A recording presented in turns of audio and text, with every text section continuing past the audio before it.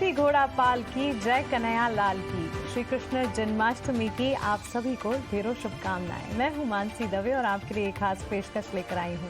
माखन चोर नटखट कन्हैया का जन्मोत्सव उनके अलग अलग रूप की तरह ही देश भर में अलग अलग अंदाज में मनाया जाता है।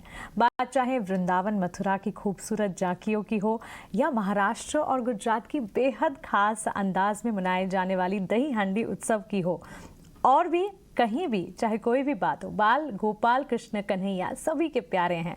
उनका हर रूप सम्मोहक है। मुरली मनोहर के जन्मोत्सव के इसी खास मौके पर हम आपके लिए लेकर आए हैं बाजार के मक्खन मलाई वाले 9 शेयर, जो आपके पोर्टफोलियो में 4 चांद लगाएंगे और आपको जमकर कमाई का मौका भी देंगे। तो चलिए ईटी नाउ स्वदेश के इस खास पेशकश की शुरुआत करते हैं।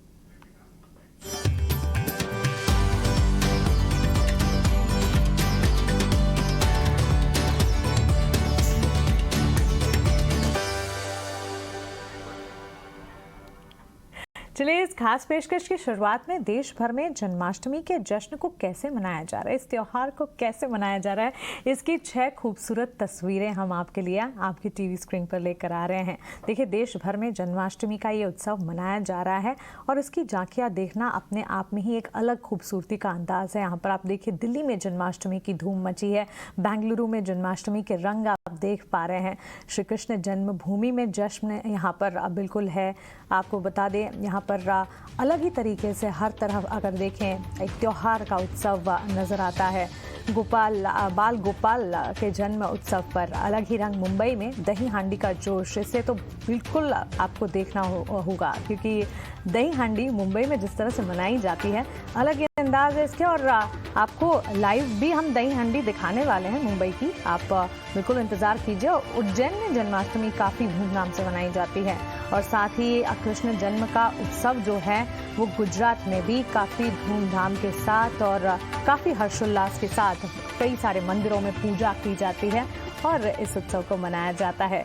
तो जिस तरह से आप देख रहे हैं, दुनिया भर में हम देख रहे हैं, सिर्फ देश में ही नहीं दुनिया भर में भी श्री कृष्ण के चाहने वाले, श्री कृष्ण को मानने वाले कई सारे लोग हैं। और आपको पता ही होगा कि श्री कृष्ण की कहानियाँ भी कितनी मधुर है अपने आप में ही। तो दुनिया भर में और देश भर में तो श्री कृष्ण के जन्मोत्सव को मनाई जा रहा है। जब हम श्री कृष्ण के जन्मोत्सव को मना रहे हैं, आइए आपको हम बता देते हैं कि मुंबई में दही हांडी का त्यौहार किस तरह से मनाया जा रहा है, क्या धूम मची है वहाँ पर। और हर साल हम देखते हैं दही हांडी को लेकर मुंबई में एक अलग ही चहल पहल मची होती है, एक अलग ही फीलिंग होती है, अलग ही जोश होता है। चलिए, विश्व मोहन है हमारे साथ, वो मुंबई से हमारे साथ जुड़े हैं और दही हांडी हमें दिखाने वाले हैं। विश्व मोहन, बताएं आप कहां पर है और कैसा जोश नजर आ रहा है आपको? मुंबई के दादर इलाके में खड़ा हूं, जहां पर दही हांडी का बड़ा आयोजन यहां पर हो रहा है और मानव श्रृंखला बनाकर यहां पर देखिए गोविंदा किस तरह से अपनी तैयारी कर रहे हैं। हांडी फोड़ने की तैयारी चल रही है और एक बहुत बड़ा हुजूम है यहाँ पर, उत्साह है, जोश देखने को मिल रहा है, क्योंकि 2 साल बाद इनको मौका मिला है और इन्होंने हालांकि काफी कम समय में तैयारी की है। इनको पता नहीं था कि इस बार भी मौका मिलेगा कि नहीं, लेकिन इस बार सरकार ने इन्हें इजाजत दी है और साथ ही इस बार इनको इजाजत ही नहीं, इनके लिए इंश्योरेंस कवर भी महाराष्ट्र सरकार की तरफ से दिया गया है। ये देखिए क्या उत्साह है, एक हाई वोल्टेज एनर्जी के साथ यहाँ पर गोविंदा तैयारी कर रहे हैं। मटके तक पहुंचने की तैयारी यहाँ पर चल रही है। मुंबई का दादर इलाका है, जहां पर जबरदस्त भीड़, जबरदस्त उत्साह, जबरदस्त जोश यहाँ पर गोविंदाओं में देखने को मिल रहा है। अगर कारोबारी एंगल से भी देखें तो ये साल सबके लिए बढ़िया है। मुंबई के लिए खास के इसलिए ज्यादा अच्छा है क्योंकि दही हांडी का जो उत्सव होता है मुंबई से बेहतर कहीं नहीं मनाया जाता है। यहाँ पर रेप्लिकेट किया जाता बाकी शहरों या बाकी जगहों पे। ये देखिए उत्साह, गोविंदाओं का उत्साह देखिए, क्या जोश, क्या हंगामा हो रहा है और क्या भीड़ है, आप देख सकते हैं उत्साह। ये पहली गोविंदाओं की टोली है, ओ जो ऊंचाइयों तक पहुंचे। ये देखिए क्या उत्साह है, जबरदस्त उत्साह के साथ मुंबई के दादर इलाके में मनाया जा रहा है। गोविंदाओं की तरफ से ये पहली कोशिश थी। मैं दादर इलाके में हूँ, हमारे साथ कैमरामैन जितेंद्र मोरे, ईटी नाउ स्वदेश के लिए। बहुत शुक्रिया आपका विश्व मोहन। जिस तरह से आप दादर इलाके के दही हांडी उत्सव को हमें दिखा रहे थे, आप व्यूवर्स को हम बता भी दें कि कोरोना से जुड़ी जो भी पाबंदियां हैं सरकार ने अब जिस तरह से हटा दी हैं, पहली बार हम देखेंगे कि पूरे मज़े के साथ एक तरह से कह सकते हैं कि दही हांडी का ये उत्सव जो है पहली बार कोरोना के बाद ये मनता हुआ दिखेगा और इसकी आप धूम भी देख रहे हैं, इसका उल्लास भी देख रहे हैं और लड़कों के साथ साथ लड़कियों की भी टोली इस बार है। और आपको बता दें कि इसकी तैयारियां कई दिनों से होती है। ये जो पिरामिड बनाया जाता है उसके लिए स्ट्रैटेजी एक तरह से रणनीति घड़ी जाती है और उसके बाद ये दही हांडी का जो त्यौहार है या कह सकते हैं कि टोलियां जो हैं वो इस कॉम्पिटिशन में हिस्सा लेती है। और आपको बता दें इस बार तो कॉम्पिटिशन की प्राइज मनी अगर आप देखेंगे एक नए हाई पर ही पहुंचता हुआ, जिस तरह से भारतीय बाजार पहुंचा है वैसे ही दही हांडी में भी गोविंदा आलारे की प्राइज मनी जो है 55 लाख की टिकट, 55 लाख की प्राइज मनी और साथ ही स्पेन की एक टिकट भी मिलती हुई। तो क्लियरली आप देखिए जिस तरह से हम देख रहे हैं एक नया उत्सव का माहौल बनता हुआ दिख रहा है। त्योहारी सीजन तो शुरू हो ही चुका है और चलिए अब हमारे एक्सपर्ट्स के साथ भी उनसे बातचीत शुरू करते हैं और मक्खन मलाई शेयरों की शुरुआत करते हैं। आपको बताते हैं कौन से ऐसे शेयर है जो आने वाले दिनों में आपको बेहतरीन रिटर्न्स दे सकते हैं। मेरे साथ दिग्गज जुड़े हैं, पार्थिव शाह ट्रैकम ब्रोकिंग से हमारे साथ जुड़ गए हैं, आस्था जैन हमारे साथ हेम सिक्योरिटीज से जुड़ी हैं और साथ ही अविनाश गोरक्षकर जी प्रॉफिट मार्ट सिक्योरिटीज से हमारे साथ जुड़े हैं। आप तीनों का ही स्वागत है 18 आवर्स स्वदेश पर। जन्माष्टमी की आपको ढेरों शुभकामनाएं और उम्मीद करते हैं कि कृष्ण कन्हैया लाल की मुरली जिस तरह से मधुर है वैसे ही आपकी जिंदगी भी मधुर बने और हर दिन और हर त्योहार आप जश्न मनाएं। चलिए आगे बढ़ते हैं और शुरुआत सीधा कर लेते हैं क्योंकि कई सारे स्टॉक्स भी डिस्कस हमें करने हैं। वैसे तो अमूमन मैं आपसे इन त्योहारों पर आप क्या कुछ करते ही भी पूछती हूँ, आप बिल्कुल अपनी फीलिंग्स भी हमारे साथ शेयर करना, लेकिन साथ साथ मैं ये भी कहूँगी कि पहला शेयर भी आप हमारे साथ डिस्कस कर ही लीजिए। अविनाश जी आपसे शुरुआत करते हैं, बताइए त्योहार की शुरुआत हो चुकी है और एक अलग ही फील आता है जिस तरह से त्योहार देश में मनाए जाते हैं। रक्षाबंधन, उसके बाद हम देख रहे हैं अब जन्माष्टमी मन रही है और इस महीने के अंत में गणेश चतुर्थी भी है। बताइए पहला शेयर कौन सा होगा और थैंक्स हमारे साथ हर त्योहार हर स्पेशल में जुड़ने के लिए और अपने एनालिसिस शेयर करने के लिए।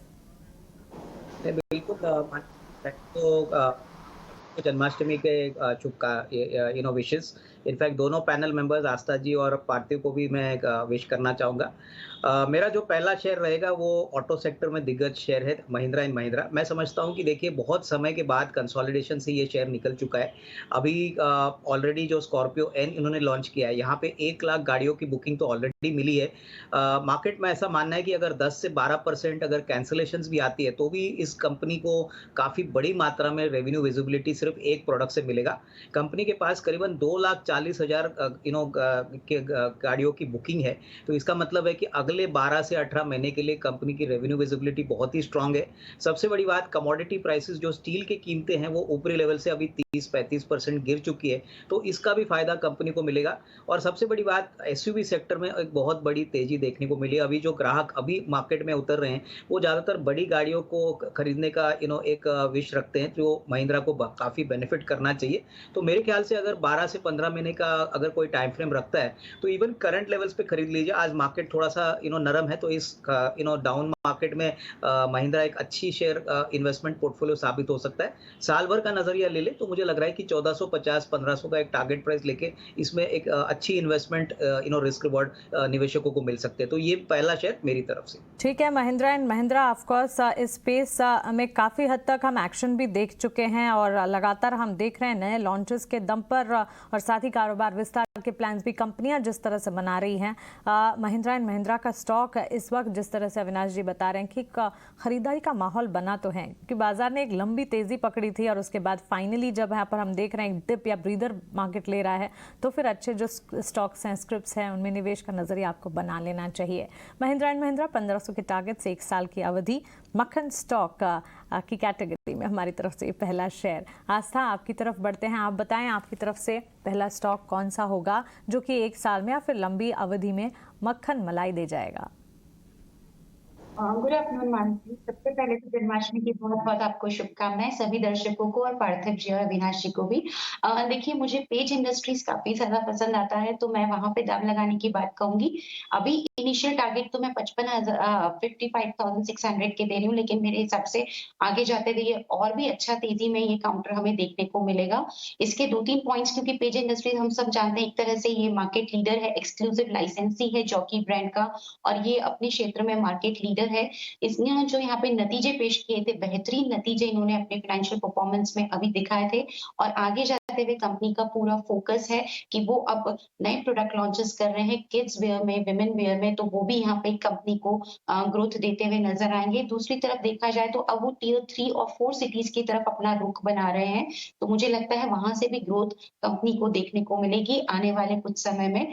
तो और सबसे बड़ी बात होती है कि जभी भी कोई भी स्टॉक हम रिकमेंड करते हैं तो उसकी आगे की रेवेन्यू विजिबिलिटी कैसी है, तो मेरे हिसाब से आने वाले 2-3 साल में ये 18% सीएजीआर से ग्रो करती हुई नज़र आएगी इसकी top line. All in all मुझे लगता है ये बहुत ही बेहतरीन स्टॉक है और इनका जो डिस्ट्रीब्यूशन रीच है वो भी बेहतरीन है। तो पेज इंडस्ट्रीज़ पे मैं दाँव लगाने की सलाह दूँगी लॉन्ग टर्म के लिए। इस काउंटर को देखा जा सकता है बाइंग ऑन डिप्स की रिकमेंडेशन के साथ 55,600 के लक्ष्य के लिए। ठीक है, 55,600 के लक्ष्य। पेज इंडस्ट्री, आपने इंडस्ट्री में मार्केट लीडर और ऑफ कोर्स 2-3 चीज़ें आपने बेहद ज़्यादा अच्छी बताई, ऑब्जर्वेशंस पेज इंडस्ट्री के लिए। टियर 2 टियर 3 सिटीज़ में भी आप ये एंट्री लेने के बारे में सोच रही है, तो ग्रोथ एक्सपेंशन की जहाँ ये बात करी है सिर्फ बड़े शहरों में ही नहीं, छोटे शहरों में टियर 2 टियर 3 सिटीज़ भी इनके फोकस एरियाज़ में हैं। और इसके अलावा नए प्रोडक्ट, जब भी कोई कंपनी आगे बढ़ने के बारे में सोचती है और जितने इनोवेशंस ये कंपनी करेगी उतना ही उनके लिए अच्छा होगा।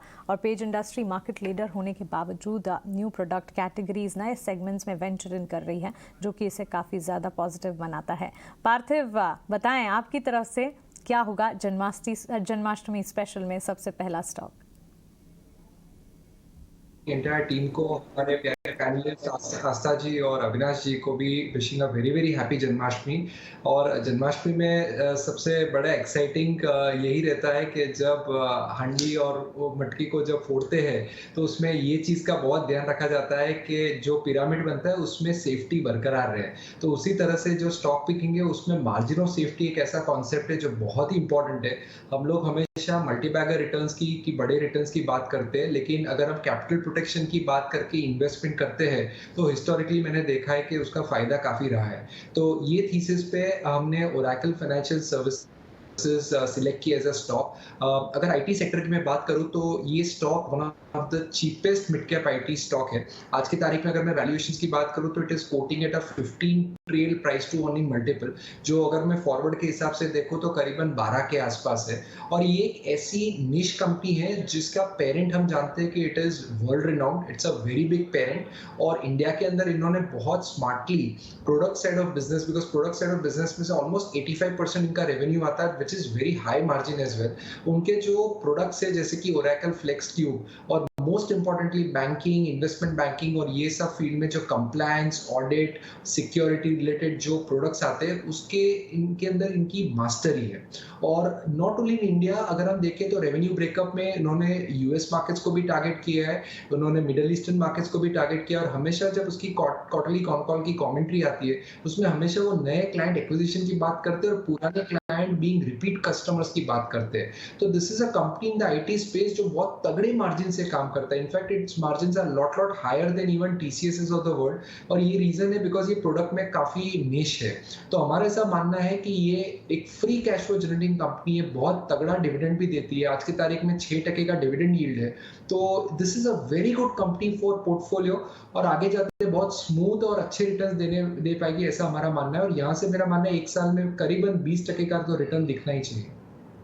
20% का रिटर्न यहाँ पर। ओरेकल फाइनेंशियल सर्विसेज, पार्थिव आपने बढ़िया स्टॉक सुझाए हैं क्योंकि आईटी स्पेस में हम देख रहे हैं मोमेंटम काफ़ी पॉजिटिव दिखता भी। ऑफ कोर्स ग्लोबल इंडिकेटर्स भी काफ़ी कनेक्ट करते हैं आईटी सेक्टर को, लेकिन हमने लगातार देखा है मिड कैप आईटी स्पेस में जो कंपनियां हैं उनका प्रदर्शन इतना मजबूत दिखा है, पर्सिस्टेंट जैसी कंपनियों, टाटा एलेक्सी इतनी मजबूती के साथ ट्रेड कर रहे हैं कि सवाल ये बन जाता है कि अब एंट्री की जाए नहीं, क्योंकि इतने ओवरबॉट ये हो चुके हैं। ऐसे में ओरेकल फाइनेंशियल सर्विसेज जैसा स्टॉक जहां पर डिविडेंड आप बता रहे हैं रिकॉर्ड काफ़ी मजबूत है, इस वक्त काफ़ी अच्छे वैल्यूएशंस पर ये नज़र आ रहा है और अगर खरीदारी का मन बनाकर चलते हैं तो 20% तक की तेज़ी की उम्मीद है। पार्थिव, कोई टारगेट सुझाना चाहेंगे आप इस पर?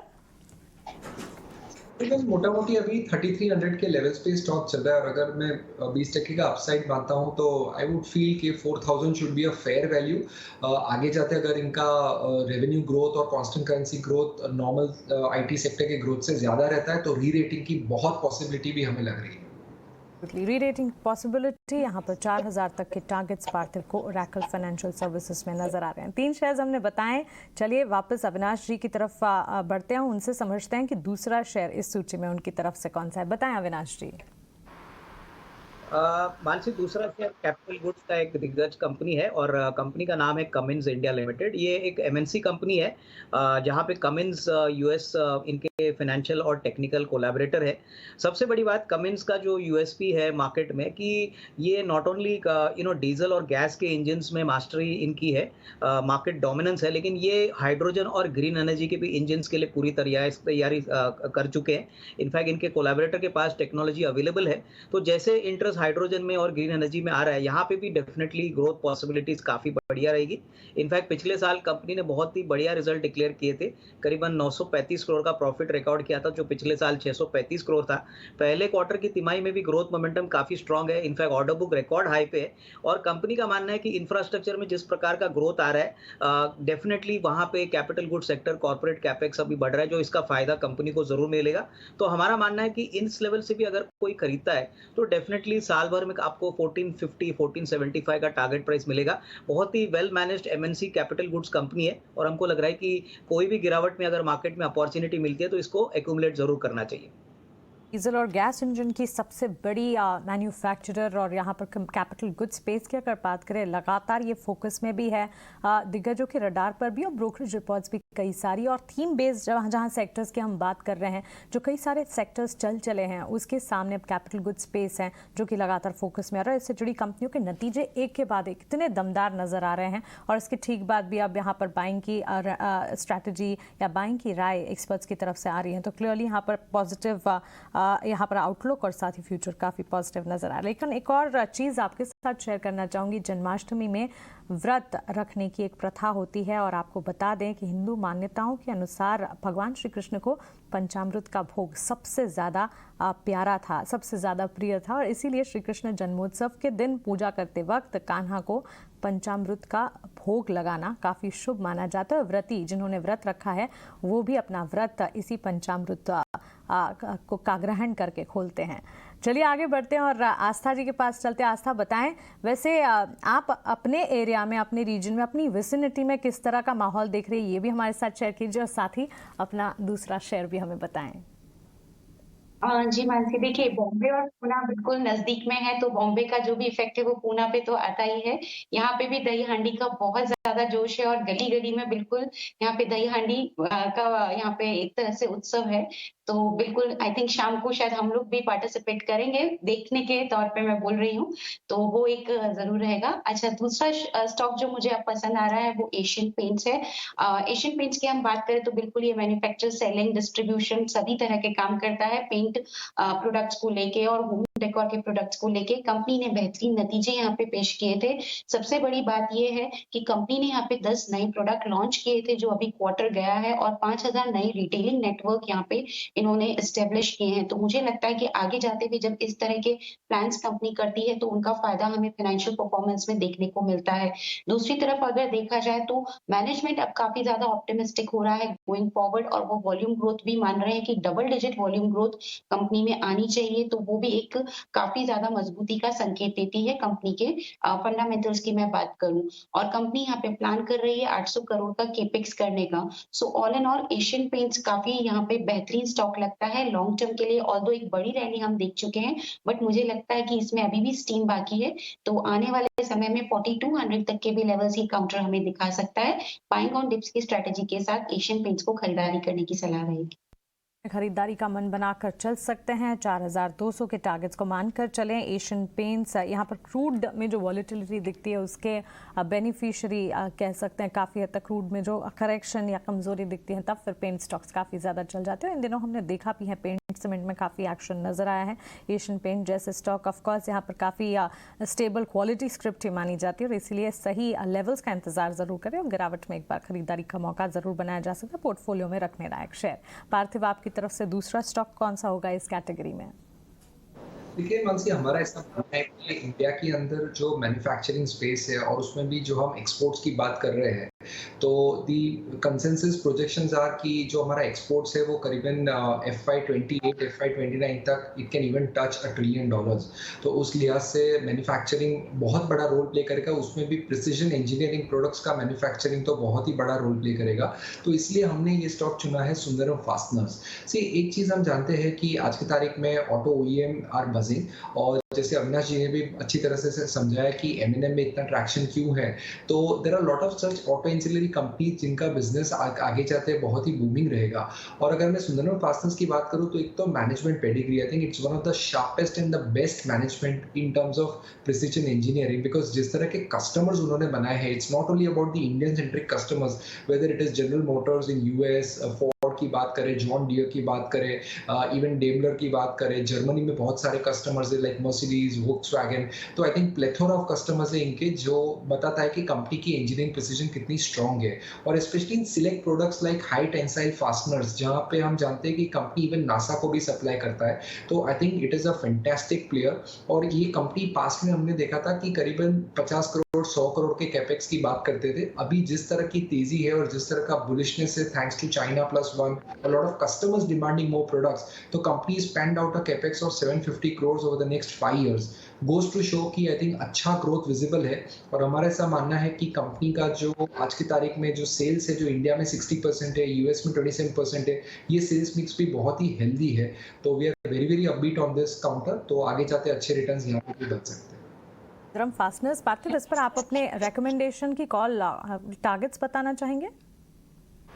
यहाँ पे हमारा अराउंड 25% अपसाइड सुंदरम फास्टनर्स में एक साल में हमें लग रहा है कि पोटेंशियली पॉसिबल है। लेकिन हमारा ये भी मानना है कि ये एक पोर्टफोलियो स्टॉक है और अगर कोई 3 से 5 साल की अवधि के लिए रखता है तो यहाँ पे 18 to 20% कंपाउंडिंग ग्रोथ भी रिटर्न्स मिल सकते हैं। 20% तक के रिटर्न्स यहाँ पर एक्सपेक्टेड हैं और सुंदरम फास्टनर्स इनफैक्ट 25% तक के रिटर्न्स के भी यहाँ पर एक्सपेक्टेशंस पार्थिव को नज़र आ रही हैं। मजबूत पेडिग्री का स्टॉक है और काफ़ी हद तक यहाँ पर मैन्युफैक्चरिंग प्ले की अगर बात करें चर्चा में तो है ही, और वहाँ पर एडवांसमेंट भी काफ़ी ज़्यादा होते हुए दिख रहे हैं जिसका सीधे तौर पर बेनिफिशियरी सुंदरम फास्टनर्स या इस तरह के स्पेशल सेगमेंट्स में हमारा एकमात्र लक्ष्य होता है कि त्योहारी सीज़न है और भारत तो त्यौहार का ही देश है। तो त्योहारी सीज़न में त्योहारों वाली फीलिंग भी हो और साथ ही स्टॉक स्पेसिफिक रणनीति त्योहारों के साथ इन थीम्स को जोड़कर आपके साथ हम शेयर करें ताकि हमारे दिग्गज उनके पास जो बढ़िया शेयर्स हैं, जो क्वालिटी स्टॉक्स हैं, वो आपको बताएं।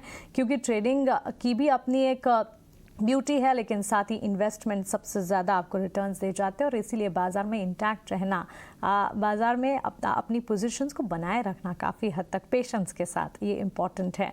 जहाँ हम जन्माष्टमी की बात कर रहे हैं, आपको सबने कहानियाँ तो सुनी होगी, मथुरा की जेल में श्री कृष्ण का जन्म हुआ था और उसके ठीक बाद भी हमने देखा कि श्री कृष्ण की जीवनी अगर देखें किस तरह से उन्होंने अपनी मधुर वाणी के साथ, अपने आचार विचार के साथ पूरा जीवन खुशी खुशी बताया। इससे भी कई हमें ये पता चलता है कि चाहे कुछ भी हो, किसी भी सिचुएशन में आप हो, मार्केट में भी वॉलेटाइल सिचुएशन कई सारी दिखती हैं, इसमें आपको खुश रहना चाहिए और सूझबूझ के साथ विचार कर जो भी करना है, रिसर्च कर, मार्केट की अगर लैंग्वेज में कहें, कोई भी पोजीशंस लेनी चाहिए। चलिए अब 3 और शेयर्स हैं जो हमारे एक्सपर्ट्स हमें बताने वाले हैं। वापस चलते हैं अविनाश जी के पास और उनसे समझते हैं तीसरा और आखिरी शेयर उनकी तरफ से कौन सा है। अविनाश जी बताएं।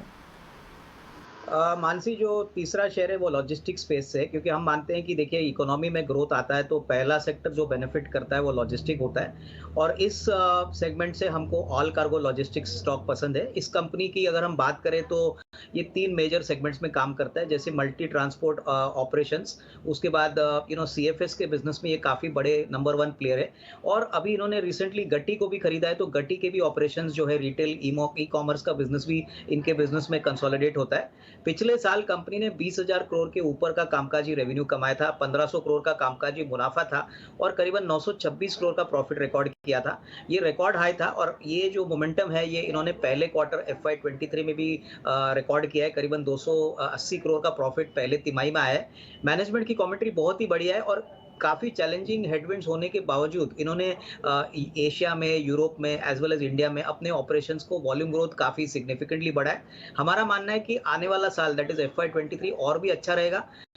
काफ़ी अच्छी तरह से ग्रोथ मोमेंटम ऑलरेडी रिकॉर्डेड हो चुका है, लेकिन हमारा मानना है कि अभी भी वैल्यूएशन सस्ते हैं। इस साल हमको लग रहा है कि करीबन 41-42 रुपीज़ की अर्निंग्स आएगी, उसके हिसाब से अभी भी शेयर काफ़ी अंडरवैल्यूड है। और एक बात जो इंपॉर्टेंट है इस शेयर के बारे में कि ये एक स्पेशल सिचुएशन स्टॉक भी है। इसके एक साल के बाद करीबन नेक्स्ट अप्रैल में ये कंपनी 3 हिस्सों में बटेगी।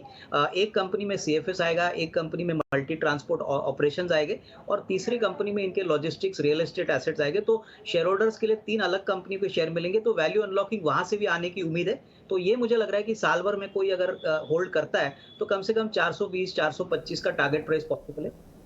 बिल्कुल। अलकार्गो लॉजिस्टिक्स स्पेस पर फोकस है और अविनाश जी ने बढ़िया स्टॉक किस कैटेगरी में भी आपको सुझाव दिया। आस्था, आप भी क्विकली बताएं आपका तीसरा शेयर। तीसरा शेयर पिडिलाइट टारगेट रहेगा 3020 का। कंपनी यहाँ पे बहुत बढ़िया नतीजों के साथ उतरी है, तो वो एक इम्पोर्टेंट पॉइंट रहता ही है। दूसरी तरफ इनोवेशंस कंटिन्यूअसली कर रहे हैं। तीसरी तरफ देखा जाए तो एक अंडर पेनिट्रेटेड जो वाटर प्रूफिंग मार्केट है वहां पे वो पेनिट्रेशन बढ़ा रहे हैं, तो वो बहुत बढ़िया फायदा कंपनी को देगी। तो वो भी एक पॉजिटिव फैक्टर है। और अपनी डिस्ट्रीब्यूशन रीच अब रूरल एरियाज में बढ़ाने के लिए कंपनी यहाँ पे काफी ज्यादा कदम उठा रही है। और जिस तरह से रियल एस्टेट सेक्टर से तेजी निकल रही है, तो उसका भी इनडायरेक्ट और डायरेक्ट दोनों फायदा कंपनी को हो रहा है। So all in all Pidilite industries को भी देखा जा सकता है और इसमें इनिशियल टारगेट तो 3020 के रहेंगे और उसके ऊपर के भी लक्ष्य हमें देखने को मिलेंगे। पिडिलाइट इंडस्ट्रीज अपनी कैटेगरी का वन सच जो कि काफ़ी क्वालिटी माना जाता है, ये स्टॉक हमें सुझाने के लिए टारगेट 3020 के 1 साल के लिए। पार्थिव, आपकी तरफ से तीसरा और आखिरी शेयर बताएं।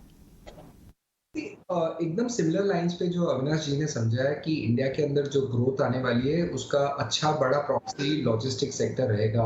और उसमें इवन पोर्ट्स की भी मैं बात करूं तो Adani port will be the share that I would like to discuss, because यहाँ पे स्केल की मैं बात करूं तो इंडिया का लार्जेस्ट प्राइवेट पोर्ट ऑपरेटर है। 12 पोर्ट ऑपरेट करते हैं with a capacity of almost 498 metric million tonne, which is humongous. और अगर देखने चाहे तो इन्होंने बहुत सारा इनऑर्गेनिक ग्रोथ किया है और आगे जाते भी मैनेजमेंट की यही कमेंट्री है कि जैसे जैसे उनको कोई अच्छी एसेट्स मिलती है, या तो हम देखते हैं काफी स्टेट गवर्नमेंट्स उनके जो पोर्ट्स है वो लोग डाइवेस्ट कर रहे हैं, या तो सेंट्रल गवर्नमेंट ने भी नोटिफिकेशन दिया है कि वो काफी पोर्ट्स डाइवेस्ट करने वाले।